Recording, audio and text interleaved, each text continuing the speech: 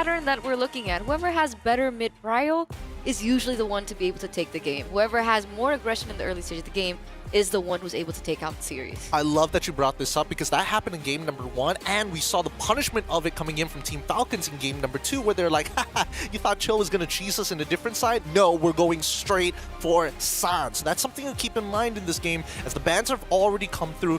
Loyi, Joy, Jushin have been banned out for the side of Team Falcons, and ONIC have decided to get rid of the Matilda, the Fanny. They've got one more pick to go, and what is it going to be? If this isn't a Suyo, Team Falcons should pick up the Suyo, but Remember, Kalea.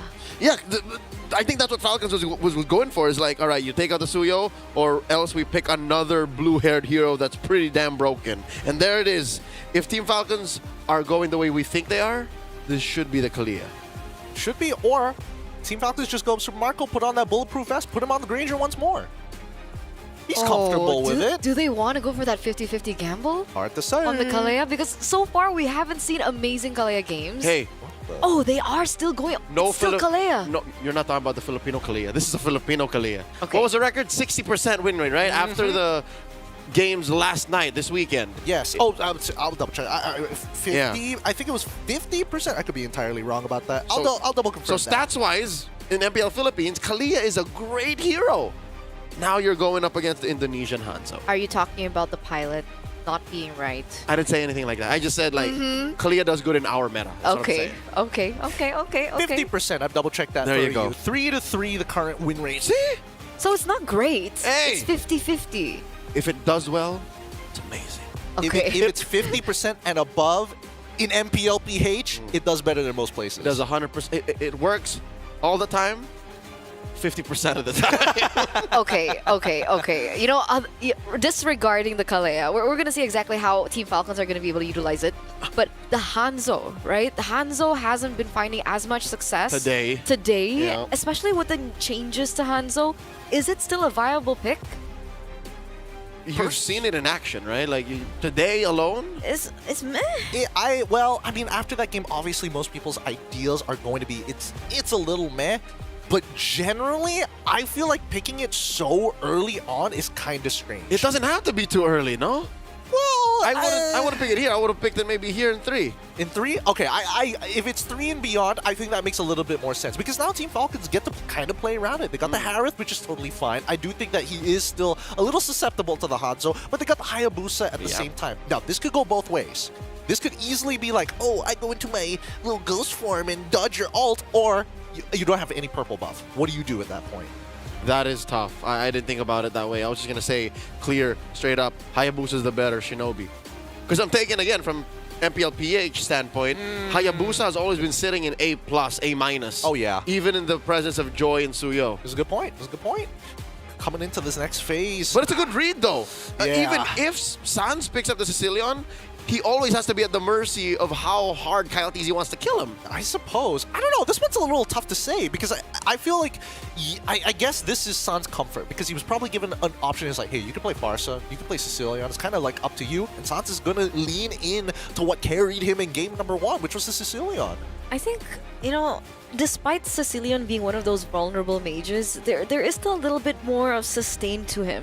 Is it the Bat Feast that gives him a lot more shielding? There's still leeway around it, and we've seen the Sicilians still thrive despite going against hard assassins like the Hayabusa. I mean, the infinite scaling is probably what the best part about him, but at the same time, I can't say for certain that Team Falcons wants to play an ultra dive comp because of how wide of a kit that we see from Kalea. She's able to pick people off. She's able to dive pretty hard as a strong engager. She's great at peeling, and she's got heal, like a crazy amount of heal. Yeah, Falcons is playing a mid-range comp here. Not completely dive, not completely poke. ONIC here, going red for Fovius. Team Falcons, they could answer with a smorgasbord of options because, again, they have committed to a mid-range comp, so anybody knows what they could draft. But here we go. A specialty pick for Flap. The Filipino cannon gets his hands on the glue. No clear counter from ONIC. No Faramis, no Vixana to get rid of it. Yeah. And they were the ones that banned out the Faramis. Exactly. And they picked the Vixana. Exactly. It's it's tough to say what the logic was at this point because, again, when I saw Phoveus, it's like, okay, yes, they have a bunch of dashes, but the laning phase is going to be really rough if they get the glue. Now coming into the last pick here, with the, let me just double check the beds. I guess they want him to play the Granger. Even so, it doesn't feel very good. You need something that's going to have that Purify. Oh, that's why they wanted to go for the carry this time round. It does well into the Harith, deals with glue pretty well. I just don't know how you do against the Hayabusa. Maybe pick up a Wind of Nature. That's it. Pray. Yeah. Lord help me! And the rest of ONIC is going to be running to hopefully shield you from the damage. Share it! Share the slashes! If everybody takes one, we won't all die. Either way, this is an interesting draft coming in from ONIC. I like the idea of holding carry as a way to kind of deal with the glue as well. Another solution rather than the direct answers. But I'll leave the predictions to both of y'all on who likes the draft and who doesn't as we start moving into this final game between Team Falcons versus ONIC Esports. It's Leo and Eterna taking you into the land of Dawn. Will they be able to do it, ladies and gentlemen? Will Team Falcons be able to find their revenge as we are entering the final game in this best of 3 between these two teams? It's going to be tough. It's going to be tough. I'm looking at Savero on the carry. This is one of his heroes that he has picked up in MBLID, and he has been able to perform on it, but it's not as clear-cut, especially in the early start of the game. Yeah, building around a carry while you want to, you know, play to the early game power spike of a Jawhead and a Hanzo while investing in a Sicilian. It's a little too much you want to do in a single lineup. So that's where that's coming from. While Team Falcons, it's very down the wire. You know what I mean? It's like when they go wrong, they can really bounce back. But I don't know how they snowball just yet. I also do not want to call it as easy a win for them. But one thing is true, this is the never-ending rivalry, and it ends now. Savero gets hit with a shadow kill, and Kyle TZ gets one. And that's why the Moscow pick was really, really, really good, right? I mean, what can a carry do when an early game Hayabusa with that much base damage and that much kill pressure in the early portion of the game is jumping at you? Gideon already said it, you just pray. And I don't think he prayed enough because... Yeah, they have no allies. That's step 2. Step 2 is you hope you have allies next to you so you can share the shadow kill. Now, Annabelle jumping in, point blank, Kinjutsu, Kyle TZ with the, again, arguably better mobility spell in the quad shadow, stopping the engagement.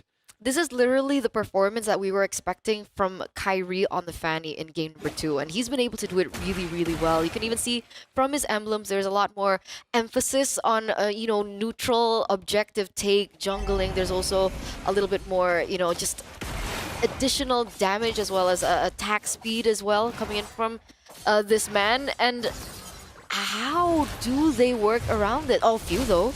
Uh-oh! That's the superior range coming into play. I don't think Few was ready for it either. But now, up top, Turtle already started.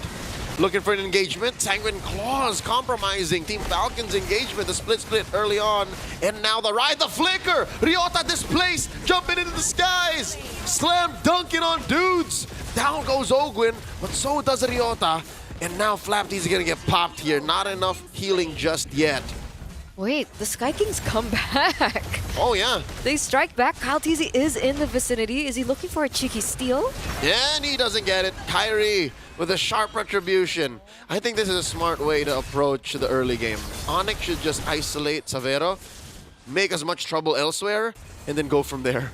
I guess that's the plan, right? Maybe in terms of kill pressure, maybe in terms of pickoffs, Team Falcons has a say in it, especially with how aggressive Kyle TZ has been playing. He's at 2-0-0 at the moment. But when it comes down to these, you know, these neutral objective takes, these 5v5s, it looks like ONIC have a lot more tools to play around with, especially now that we're in the 3rd minute of the game. You know, Flap TZ and Ryota, what do you think about this Glue versus Phoveus lane? I think it's a lane where they just both want to get out of there. Whoever gets out first is happy, and then they're just waiting for the next fight. Like, that's the story of that lane, and that's why you'll rarely see them there. You'll rarely see them fight against each other actively because they want to keep their kit for the actual engagement. So yeah, it really starts in mid. It really starts with Ogwin, with Keyboy, and of course, what kind of ults and resources the junglers are willing to give up on and spend to get that advantage. That's why it's not so clear-cut who's in the lead. The turtle was scored by ONIC, yes, but the fights are still easier picked by Team Falcons. Absolutely, and even in terms of, you know, gold or economy, ONIC doesn't hold a lot more over Team Falcons either. You can even say it's non-existent at this point, plus 90 only in gold for the first 4 minutes of the game. We're seeing Falcons trying to look for something else on the map, doesn't quite find the right opening and starts to rotate elsewhere. But the same can be said for ONIC right now. Ogwen knows Keyboy is in that bush, doesn't look for a push in, and it's a slow passive game, very different to what we saw from game number 1 and game number 2. Yeah, they both now respect that pivot point, that fulcrum of the turn of events wherein like you just let go once and your opponent snowball out of control. Because both lineups can do that actually. Keyboy very lethal on the joint. Like just now with the ejector forcing a split from FLCN and they flicker away, compromising one of the main engagement tools for Falcons, and Few just pops that quickly. Oh, Ogwen also needs to be very careful with his positioning right now. There is still damage coming through. Ryota jumps back in. Infernal Pursuit. Ogwen wasn't have any of it. Again, the sustainability on this Kalia doing work. Now this is a turtle still standing, approaching half health. Ryota pushing them all back. Zaman Force dropped in by Savero, dealing a lot of damage. Actually, it's from Marco. Savero pops him though. Oh dear God! They're all just going down. Still no one taken out from ONIC. Down goes Kyle Teasy, and so does the turtle, bowing down to the Sky Kings.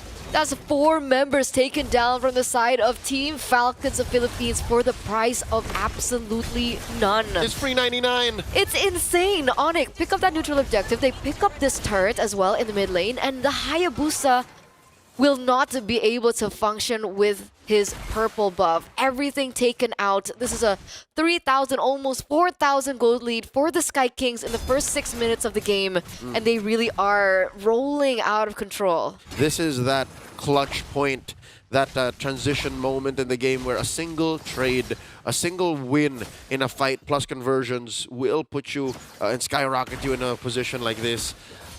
I guess Falcons, they were just waiting for a perfect engagement. ONIC did not give it to them. They took down the elements or the singular parts of their fight faster and dismantled them even before they can get into position. So now, ONIC want to do that again. They're using Keyboy, they're using Ryota to force something out of Team Falcons. Absolutely, absolutely. And oh, wait a second, FLCN. And now the jump in. Oh, look at the damage brought out by ONIC. Tsunami Slam already spent in by Ogwen. The flicker only really used to reposition. The grab on Keyboy. Might have been the wrong target. He doesn't mind. The Feast of Bats on Sans keeping him topped up. Down goes Flap. Nothing from Falcons. Nada, zero. I need another word in a different language. That was a gratis kill. That was a gratis kill. That Or was kill gratis. That was a free kill, ladies and gentlemen. 4,000 gold lead for ONIC. And if we saw the items earlier on as well, Kyrie is so ahead right now. Even in terms of XP, he's sitting at 12. Oh my God, 503. Exactly. 503, 12, 2 levels up of Kyle Teasy. So Almost even in 2,000 these neutral gold. objectives, it's going to be so different. Exactly. Oh my God. 2,000 gold lead, ladies and gentlemen, for Kyrie. I think this is the first time I've seen Kyrie on the Hanzo. And this is the performance we're looking for. Yeah, this is the MPL ID staple because this is a hero that is picked often in your region. Tsunami Slam on one, catching on to the Eternal Guard. Keyboy very low. Zaman Force by Marco, dancing around. Ryota falls. And that's 3 members of ONIC pushed out of the turtle pit, still standing. They've been holding this turtle overtime. He wanted to turn to a lord 10 seconds ago. Yeah, I don't think that was the best of engages coming from ONIC, and that's going to be a free turtle given over to Team Falcons. Well, technically not free. They traded 2 members from the side of ONIC for it. But this is the clapback we're seeing again from Team Falcons. ONIC have to be careful with these engages because, again, having the Kalea on the side of Ogwen does give them a lot more leeway to work around in these team fights. Meanwhile, Kyrie goes back in. All right. Dashing away, slashing away. Forcing Super Marco to back off. That's what a farmed out Hanzo is capable of. Again, he's currently sitting at what? 3 items. That's his trinity, which is basically a marksman trinity. Yeah. It's Corrosion Scythe, Golden Staff, and the DHS for Kyrie. And speaking of the Holy Trinity, it looks like Savero is on his as well, already with the 3 items up. And it seems like they are ready now for more damage. I think in the earlier team fight, Savero did not have the DHS just yet. Yeah, no. It's basically a copy-paste build. Like, Kyrie, what are you building? Oh, Yours. Same. So that's the kind of damage they're putting out. It's real and physical. Now Flapteasy forced to use a split here. He's scared of ghosts. Rides the actual body, pulls him out, but where's the clapback? Where's the follow-through? Shadow kill spent in by Kyle Teasy. But Kyrie has taken Flapteasy to a place he's never been. So far away from home, the Filipino cannon is gonna get popped. Oh, and even Flapteasy also gets taken down, right? We saw the shadow kill earlier on from Kyle Teasy, and it's starting to look underwhelming. He only has 2 items at the moment, only with the Hunter Strike as well as the War Axe. So what he had earlier on is no longer there. With how many items and how many physical resources or adjustments ONIC has against that kind of damage, Team Falcons need a little bit more time now. I think Super Marco, next item should be the Holy Crystal. Just secured it in just a bit.